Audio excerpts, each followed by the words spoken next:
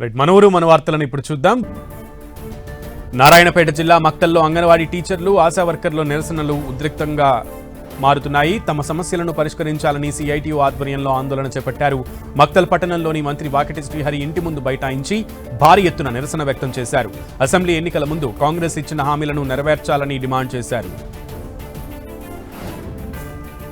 నల్గొండ ప్రేమ లేదు, మనం ఎట్టి చాకిరి చేపించుకొని ఈరోజు పొద్దు స్థానం 24 గంటలు ఆశా వర్కర్లతో పని చేయించుకొని వాళ్ళ కనీస వేతనం లేకుండా వాళ్ళ కనీసం జీవన విధానం బతకడానికి 3 పూటలు తినడానికి నోచుకోలేని స్థితిలో ఈరోజు ఆశా వర్కర్లు కొనసాగుతూ ఉన్నారు. ఈ సందర్భంలో ఈరోజు రాష్ట్ర ప్రభుత్వం పట్టదా అనేక పోరాటాలు, ఈ ప్రభుత్వం వచ్చిన తర్వాత కూడా అనేక పోరాటాలు నిర్వహించాం. ఆశల కలెక్టరేట్ నిర్వహించాం, మంత్రులకు మెమోరాండాలు ఇచ్చాం. ఈ రోజు అసెంబ్లీ జరుగుతూ ఉన్నది. ఏ మాత్రం కూడా ఆశల పట్ల అసెంబ్లీలో మాట్లాడని పరిస్థితి ఈ రోజు కొనసాగుతుందంటే ఈ ప్రభుత్వానికి ఎంత చిత్తశుద్ధి ఉందన్నది మనం అర్థం చేసుకోవాల్సిన నల్గొండ గడియారం సెంటర్ దగ్గర ఆశా వర్కర్లు ఆందోళన తారాస్థాయికి చేరింది. సిఐటియు ఆధ్వర్యంలో నిరసన చేపట్టిన ఆశా వర్కర్లు ఇందిరా భవన్ ను ముట్టడించారు. ఆశా వర్కర్లకు 18,000 కనీస వేతనం ఇవ్వాలని వారు డిమాండ్ చేశారు. ఆశా వర్కర్లపై పెరుగుతున్న పని భారం తగ్గించి అదనపు భత్యాలు ఇవ్వాలని కోరారు. ప్రభుత్వం అమలు చేస్తున్న అన్ని సంక్షేమ పథకాల ప్రయోజనాలను ఆశా వర్కర్లకు వర్తింపచేయాలని విజ్ఞప్తి చేశారు.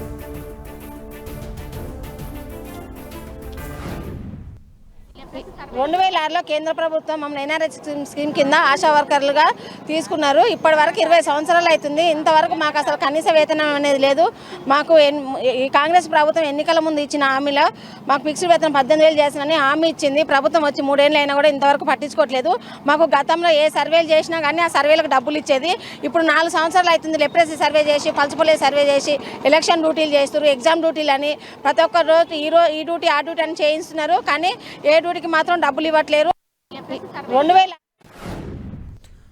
మంచిర్యాల జిల్లా కేంద్రంలో రైతులు వినూత్నంగా నిరసన చేపట్టారు. రైతు భరోసా బకాయిలను వెంటనే విడుదల చేయాలని డిమాండ్ చేస్తూ సీఎంకు పోస్ట్ కార్డులు పంపించారు. మంచిర్యాల పోస్టాఫీస్ దగ్గరకు చేరుకున్న రైతులు తమ సమస్యలను వివరించి బకాయిల చెల్లింపులో జరుగుతున్న ఆలస్యంపై ఆవేదన వ్యక్తం చేశారు.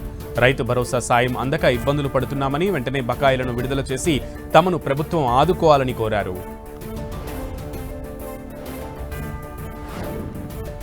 ఏపీలో గ్యాస్ కష్టాలు ఇప్పట్లో తీరేలా కనిపించడం లేదు. గ్యాస్ సిలిండర్ కోసం ప్రజలు తీవ్ర ఇబ్బందులు పడుతున్నారు. అనంతపురం జిల్లా రాయదుర్గంలో ఉదయం నుంచి క్యూ లైన్లో నిల్చుని గ్యాస్ బండ కోసం ఎదురు చూస్తున్నారు. బుక్ చేసుకున్న తమకు ఇవ్వకుండా హోటళ్లకు బ్లాక్లో విక్రయిస్తున్నారని ప్రజలు ఆగ్రహం వ్యక్తం చేస్తున్నారు. ఇప్పటికైనా అధికారులు స్పందించి తగిన చర్యలు తీసుకోవాలని కోరుతున్నారు. ఇక్కడ నేను గ్యాస్ కోసం వచ్చాను. ఇక్కడ కనీసం అంటే వారంలో 3-4 సార్లు వచ్చిపోయాను. వీళ్ళు సమాధానం ఏంటంటే ఒకే మాట, గ్యాస్ లేదు, మేము బుక్ చేసినా కూడా మేము ఇవ్వడానికి గ్యాస్ గోడౌన్లో ఏమీ లేదు. కాకపోతే గ్యాస్ గోడౌన్లో సిలిండర్లు చాలా ఉన్నాయి. ఇక్కడ వీళ్ళు ఏం చేస్తున్నారంటే బ్లాక్లో అమ్ముకుంటున్నారు. వెనక సైడ్ వచ్చేసి వీళ్ళు హోటల్స్కి కావాల్సిన వాళ్ళకి వీళ్ళు ఇచ్చుకుంటున్నారు. దాంట్లో ఈ కొరత ఇంకొకటి ఏంటంటే మనకి ఇండియన్ గ్యాస్ ఉంది. ఇక్కడ మన రాయదుర్గంలో ఇండియన్ గ్యాస్ ఉంది, భారత్ గ్యాస్ ఉంది.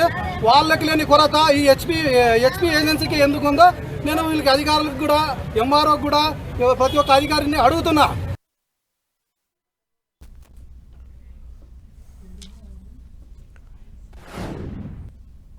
కాంగ్రెస్ ప్రభుత్వం 6 గ్యారెంటీలను అమలు చేయడంలో విఫలమైందని కరీంనగర్ జిల్లా బీజేపీ నేతలు విమర్శించారు.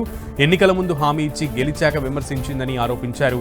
దీంతో కరీంనగర్ కలెక్టరేట్ ఎదుట భారీ నిరసన చేపట్టారు బీజేపీ నేతలు. రైతు రుణమాఫీ, మహిళలకు నగదు బదిలీ వంటి హామీలను వెంటనే నెరవేర్చాలని డిమాండ్ చేశారు. అనంతరం ప్రభుత్వ తీరును నిరసిస్తూ అధికారులకు వినతి పత్రం అందజేశారు.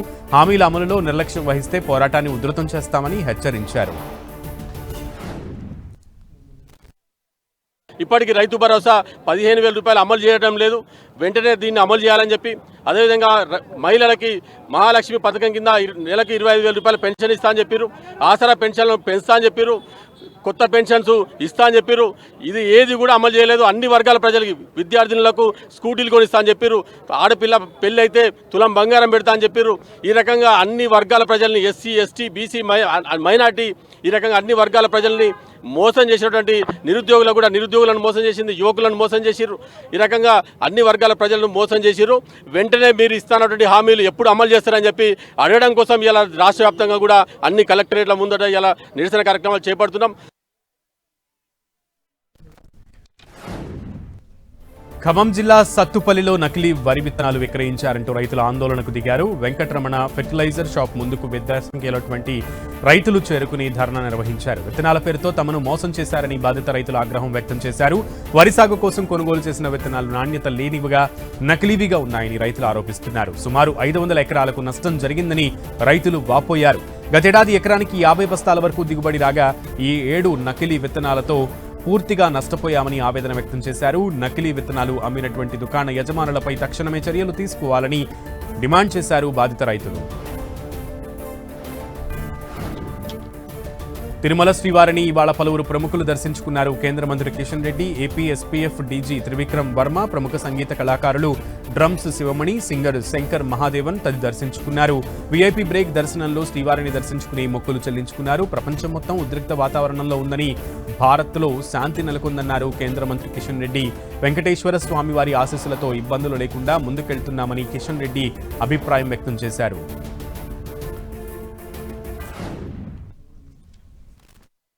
వెంకటేశ్వర స్వామి ఆశీస్సులతో మన దేశంలో శాంతి, అభివృద్ధి ఈరోజు ఏ రకంగా ఇబ్బందులు లేకుండా మనము ముందుకెళ్తా ఉన్నాం, మనం చూస్తూ ఉన్నాము. అభివృద్ధి చెందిన దేశాలైనటువంటి అమెరికా లాంటి దేశాలు కానీ, లేక చాలా సేఫ్ జోన్ అనుకున్నటువంటి అరబ్ కంట్రీస్ కానీ ఏ రకంగా ఈరోజు ఉద్రిక్త వాతావరణంలో ప్రజలు ఇబ్బందులు పడుతున్నారో మనం చూస్తూ ఉన్నాము. ప్రపంచమంతా కూడా ఈరోజు వార్ జోన్లో ఉంటే, భారతదేశం ఏకైక దేశం ఈరోజు సేఫ్ జోన్లో ఉంది, ఆధ్యాత్మికమైనటువంటి జోన్లో ఉంది, డెవలప్మెంట్ జోన్లో ఉంది.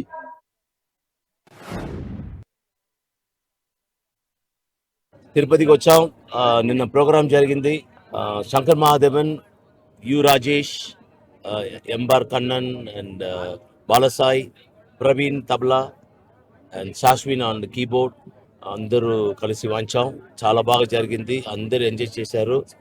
I have to thank Babu Garu once again and the entire our Devasthanam team. I pray for everyone good health and wealth and prosperous. Anantapuram జిల్లా కళ్యాణదుర్గంలో శ్రీ అక్కమాంబ అమ్మవారి జాతర మహోత్సవం కన్నుల పండుగగా సాగింది. ఉగాది మరుసటి రోజు ఏటా అక్కమ్మ తల్లి ఉత్సవాలు నిర్వహిస్తూ ఉంటారు.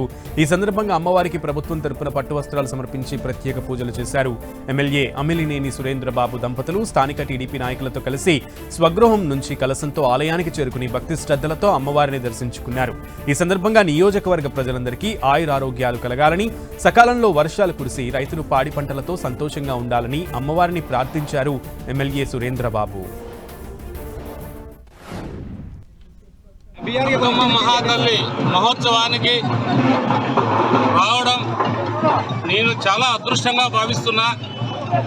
ఈ అదృష్టాన్ని కలిగించిన కళ్యాణదుర్గ ప్రజలందరికీ ఎప్పుడు కూడా రుణపడి ఉంటా. అక్కమ్మ తల్లి ఎప్పుడు కూడా దీవిస్తుంది. ఎలాంటి కష్టాన్నైనా ఛేదించే అక్కమ్మ తల్లి, వర్షాలు కావచ్చు, రైతుల కష్టాలు కావచ్చు, ఏదైనా ఉన్ని సుఖశాంతులతో ఉండాలనే అక్కమ్మ తల్లి దేవుళ్ళు ఎప్పుడు కూడా. నిజామాబాద్ జిల్లాలో దంగల్ సినిమాను తలపించిన ఘటన చోటు చేసుకుంది. రెంజల్ మండలం బోర్గాం గ్రామంలో నిర్వహించిన కుస్తీ పోటీల్లో ఢిల్లీకి చెందిన బల్జిత్ కౌసార్ అనే మహిళ మగవారిపై పోటీకి దిగారు. తన నైపుణ్యంతో కుస్తీ పట్టి ఔరా అనిపించారు. కుస్తీ పోటీల్లో పాల్గొనడానికి చుట్టుప్రక్కల గ్రామాల నుండే కాకుండా మహారాష్ట్ర నుంచి మల్లయోధులు వచ్చారు. కుస్తీ పోటీల్లో మహిళ పాల్గొనడంతో చుట్టుప్రక్కల గ్రామాల ప్రజలు అధిక సంఖ్యలో వచ్చి వీక్షించారు. మగవారిని సైతం బల్జిత్ ఓడించడంతో ఆమెను అభినందించడంతో ముంచెత్తారు స్థానికులు. నిర్వాహకులు సైతం నగదు బహుమతి అందించి ప్రోత్సహించారు. నెల్లూరు జిల్లా అనంతసాగరం మండలంలో కురిసిన అకాల వర్షాలు రైతులకు తీరని నష్టాన్ని మిగిల్చాయి. ఈదురుగాలులతో కూడిన వడగండ్ల వాన భారీ స్థాయిలో పంటలను నాశనం చేశాయి. చిలకలమర్రి, కామిరెడ్డిపాడు, మంగుపల్లి రైతులకు తీవ్ర పంట నష్టం వాటిల్లింది. వడగండ్ల వానకు సుమారు 2300 ఎకరాల వరి పంట, 350 ఎకరాల పత్తి పంట దెబ్బతిన్నట్లు వ్యవసాయ అధికారులు ప్రాథమికంగా అంచనా వేశారు. ఆరుగాలం పడిన కష్టం నీటిపాలు కావడంతో రైతులు ఆవేదన వ్యక్తం చేస్తున్నారు. ప్రభుత్వమే తమను ఆదుకోవాలని వేడుకుంటున్నారు బాధిత రైతులు. ఒక 2-3 రోజుల పాటు అన్నీ రెడీ చేసుకొని ఉన్నాము. నిన్న సాయంత్రం 5:30 పైన మబ్బులుగా ఉండి రాత్రి 7:30 స్టార్ట్ అయ్యి 8:30, 9 లోపల అకాలమైన భయంకరమైన వర్షం ఒడిగళ్ళతో స్టార్ట్ అయ్యి పైరు మొత్తం దెబ్బతీసేసింది. నోటికాడికి వచ్చిన పంట చేతికి దక్కకుండా పోయింది. అన్ని అప్పులు తెచ్చి అనేక విధాలుగా రైతు వ్యాప్తంగా పెట్టుబడులు పెట్టి ఈ విధంగా దారుణంగా పంట చేతికి అక్కడ దారుణమైంది. ఇవి మన ఊరు మన వార్తలు విశేషాలు. అప్డేట్స్ కొనసాగుతూనే ఉంటాయి. Stay tune to 10 TV.